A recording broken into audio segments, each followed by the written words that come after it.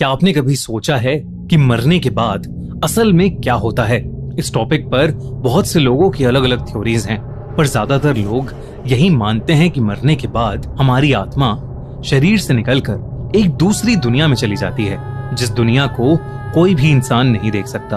पर अगर कोई ऐसा हो जो उस दुनिया में झांक सके तो? ये कहानी कोलकाता में रहने वाली नयनतारा की है। नयनतारा तब बस सिर्फ 6 साल की थी। उस दिन भूत चतुर्दशी का दिन था और इसलिए नयनतारा अपने परिवार के साथ भगवान भूतनाथ के मंदिर दर्शन करने आई थी। नयनतारा उस मंदिर में जाते ही इतनी खोसी गई कि उसके परिवार वाले कब मंदिर से निकले उसे पता ही नहीं चला। मंदिर के पुजारी को अचानक किसी जरूरी काम से जाना पड़ा और क्योंकि वो नहीं जानते थे कि नयनतारा अंदर है, उन्होंने मंदिर बाहर से बंद कर दिया। कुछ ही देर में सूरज ढल गया और रात हो गई। नयनतारा उस मंदिर के अंदर बिल्कुल अकेली थी। तभी अचानक उस बंद मंदिर के दरवाजे से आर पार होते हुए लोग अंदर आने लगे। देखते ही देखते अंदर एक भीड़ जमा होने लगी। सब लोग बहुत अजीब से दिख रहे थे। ये लोग आम नहीं थे। ऐसा लग रहा था कि ये सब मरे हुए लोगों की आत्माएं हैं। बेहद डरते हुए नयनतारा मंदिर के कोने से छुप के उन्हें देख रही थी। तभी उसने देखा कि वो सब लोग एक एक करके भगवान भूतनाथ की पूजा करते हुए रो रहे हैं। ऐसा माना जाता है कि भूत चतुर्दशी की रात मंदिर में भूतनाथ की एक बहुत बड़ी पूजा होती है, जो आत्माएं खुद आकर करती हैं। वो आत्माएं अक्सर अपनी मुक्ति की आस में वहां आती हैं। नयनतारा ने इस कहानी के बारे में तो सुना था, लेकिन आज वो इस सच को खुद अपनी आंखों से देख पा रही थी। तभी उनमें से एक आत्मा का ध्यान नयनतारा पर गया और वो गुस्से से उसे देखने लगा। उस आत्मा का चेहरा नयनतारा को बहुत ही भयानक लग रहा था, लेकिन तभी नयनतारा ने उससे उसकी पीड़ा पूछी तो वो शांत हो गया। धीरे धीरे नयनतारा ने वहां मौजूद सभी आत्माओं से एक एक करके बात की और तब उसे ऐसा लगा कि उसकी जिंदगी का यही उद्देश्य है। उसने अपना आत्माओं को देखना और उनसे बात करना भगवान भूतनाथ का एक वरदान माना। जैसे जैसे वो बड़ी होती गई, उसने अपनी इस शक्ति को मरे हुए लोगों की आत्माओं को मुक्ति दिलवाने में लगा दिया। पर उसकी इस शक्तियों ने उसे समाज से बहुत दूर कर दिया। कोई भी नयनतारा को अपनाने के लिए तैयार नहीं था, बल्कि उसके अपने घर वालों ने भी उसे घर से निकाल दिया था और वो एक हरगौरी मंदिर में रहने लगी थी। एक दिन उसी हरगौरी मंदिर में ललिता सेनगुप्ता अपने बेटे सुरजो सेनगुप्ता को लेकर आई। सुरजो को देखते ही नयनतारा को कुछ महसूस हुआ। उसे लगा कि शायद सुरजो को अपनी जिंदगी में मदद की जरूरत है। सुरजो सेनगुप्ता अपने परिवार के साथ कोलकाता के परी महल में रहता था। परी महल उनकी पुश्तैनी हवेली थी। सेनगुप्ता परिवार की समाज में बहुत इज्जत थी और इसी इज्जत के साथ साथ उनके पास खूब सारी दौलत भी थी। पर उनकी उस पुश्तैनी हवेली परी महल में कई राज छुपे थे। एक रात सुरजो को सोने में थोड़ी तकलीफ हो रही थी। वो कई घंटों से बस करवटें बदल रहा था। उसे एक सपना आया कि कोई औरत शादी की लाल साड़ी पहने उसके ऊपर बैठी है और उसका गला दबा रही है। लेकिन घबराहट के मारे जैसे ही उसने आंख खोली, वहां कोई नहीं था। तभी सुरजो को कुछ ऐसा नजर आया जिससे उसकी रूह कांप उठी। बेडरूम के दरवाजे पर उसे एक औरत शादी की साड़ी पहने खड़ी दिखी। वो बेडरूम से निकलकर बाहर जाने लगी।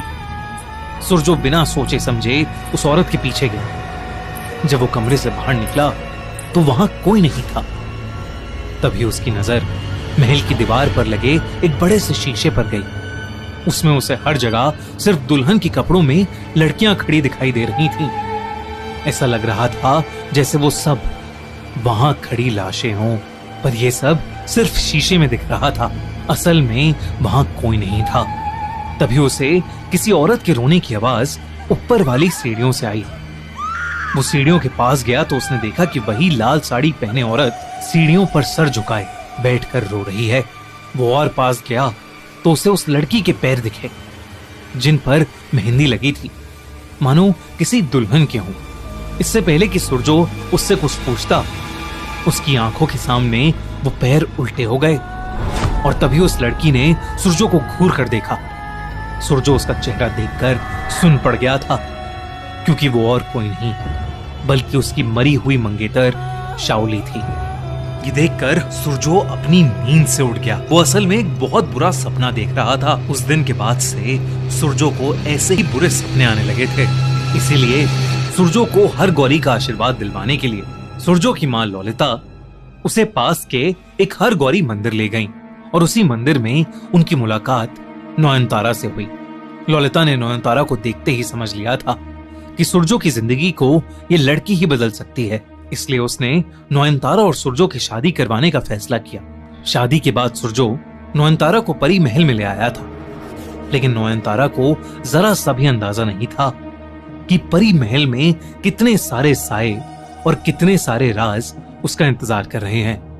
पर परी महल में भी उन सायों को यह नहीं पता था कि नयनतारा कोई मामूली लड़की नहीं है। नयनतारा सुरजो से शादी करके बहुत खुश थी, पर सुरजो ऐसा महसूस नहीं करता था।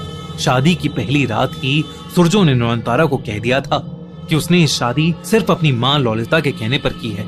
नयनतारा को इस सुनकर बहुत बुरा लगा, पर वो जानती थी कि समय के साथ वो सुरजो का दिल जीत लेगी। उस रात नयनतारा पानी पीने के लिए किचन गई। जैसे ही वो वापस कमरे में लौटी, नयनतारा का दिल दहल गया। सुरजो के बिस्तर के ठीक ऊपर एक लड़की हवा में तैर रही थी। उसने एक शादी का जोड़ा पहना हुआ था और उसकी आंखें गुस्से से लाल थीं।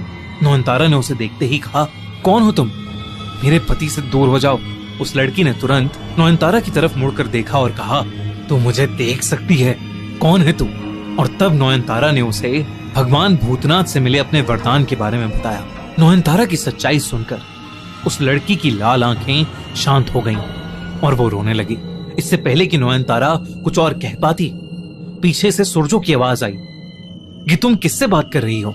वो आत्मा तुरंत गायब हो गई और नयनतारा चुपचाप बिस्तर पर आकर सोने की कोशिश करने लगी। नयनतारा अपने दिमाग को शांत ही नहीं कर पा रही थी। उसे समझ ही नहीं आ रहा था कि वो औरत कौन थी और नयनतारा की बात सुनकर क्यों रोने लगी थी। इसी उलझन में नयनतारा बिस्तर से उठकर उस औरत को परी महल में ढूंढने चली गई। रात के अंधेरे में परी महल बहुत ही डरावना लग रहा था। उस महल की हवा में एक अजीब सी घुटन थी। नयनतारा उसे हर जगह ढूंढने लगी। तभी एक बंद कमरे से आवाज आई।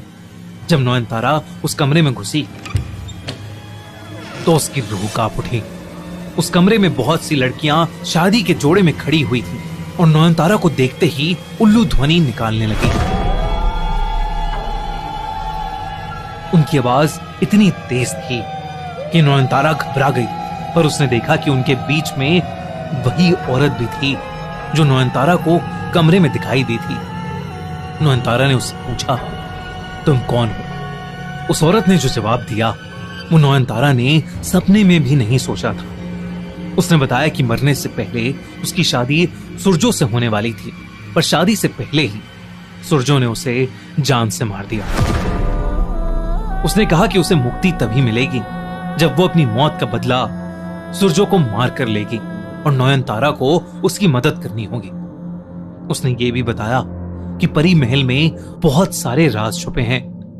जो जैसा दिखता है वो वैसा है नहीं। तो आखिर अब नयनतारा क्या करे? तो क्या वो उस आत्मा को मुक्ति दिलाएगी या अपने सुहाग की रक्षा करेगी? क्या है आखिर परी महल का राज? और क्या सच में सुरजो ने अपनी होने वाली पत्नी को जान से मारा था?